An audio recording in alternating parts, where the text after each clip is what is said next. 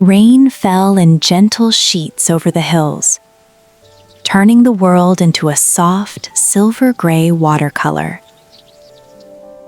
The air smelled of damp earth and pine, and the hills themselves seemed to bend under the weight of mist.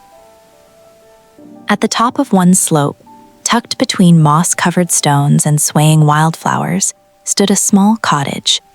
Its wooden beams were dark with age, its roof thick with moss, and from the chimney curled lazy spirals of smoke.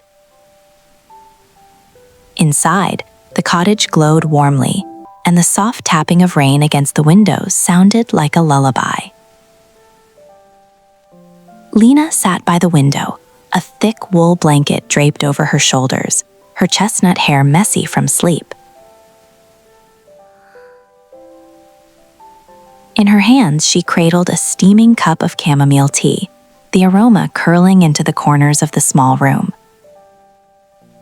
Her sketchbook lay open on her lap, filled with tiny watercolor hills, flowers, and the occasional wandering fox. Outside, the rain blurred the outlines of the distant trees, turning the landscape into a shifting dreamscape. She pressed her palm to the glass and watched, imagining shapes in the mist, sleeping animals, rivers of silver, clouds with soft, rounded faces. A sudden splash of movement caught her eye. A tiny green frog blinked up at her from the windowsill, leaving a wet footprint behind. Lina laughed softly, reaching to sketch it before it leapt away. She murmured to it as if it could understand, and perhaps in some secret corner of the world, it did.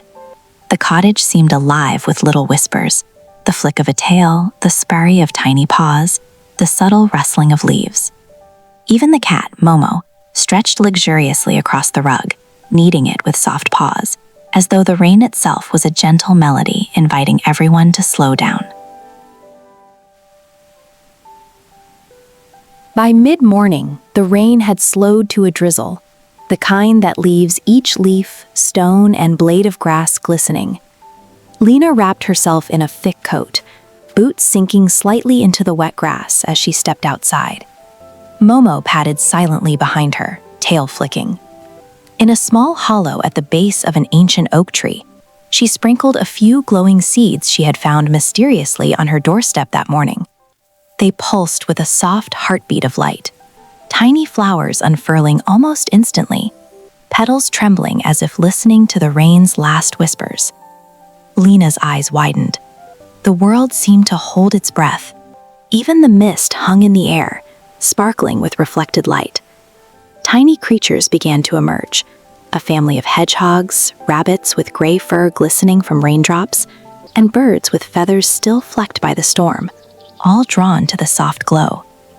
The afternoon sun began to fight its way through the clouds, scattering beams across the wet hills. Lina wandered barefoot to the edge of the hill, letting the grass soak her boots, feeling the earth soft and alive beneath her. The mist swirled around her, a gray-gold veil that made the familiar hill feel utterly new. Each puddle mirrored the sky. Each stone seemed to hum with hidden life. She laughed softly, the sound carried away by the wind, and imagined the rain speaking, telling stories of distant forests, secret streams, and mountains sleeping beneath blankets of fog. Back in the cottage, the fire crackled and warmed the room, filling it with a soft amber glow. Steam curled from a new cup of tea, the warmth mingling with the smell of wet earth that clung to Lina's coat. She settled on the window seat, sketchbook open again, capturing the tiny blossom's light and the playful creatures that had come to witness it. The rainbow that followed the rain arched over the valley like a delicate bridge, colors shimmering against the still dripping trees. Lina scribbled a note in the corner of her sketchbook. Rain teaches patience. Rain shows beauty. Rain brings friends, seen and unseen. As night fell, the cottage settled into a deep, quiet warmth.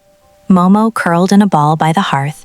Lina snuggled beneath her blanket, eyes heavy, but mind alight with the memory of the day's small wonders. Outside, the hills glimmered under the moon, wet and breathing, every leaf and blade of grass reflecting the world in miniature. Somewhere, the rain had stopped, but its voice lingered in the soft patter of distant leaves, in the dripping of water from eaves, in the faint shimmer of light on wet moss. The cottage seemed to sigh, content in its quiet magic, ready to hold its small guardian through the coming night. And in the warmth of the fire, surrounded by the glow of tiny blossoms, the soft weight of the blanket, and the gentle rhythm of the forest beyond, Lina slept, dreaming of rain, of light, and of a world that whispered secrets to those who paused to notice.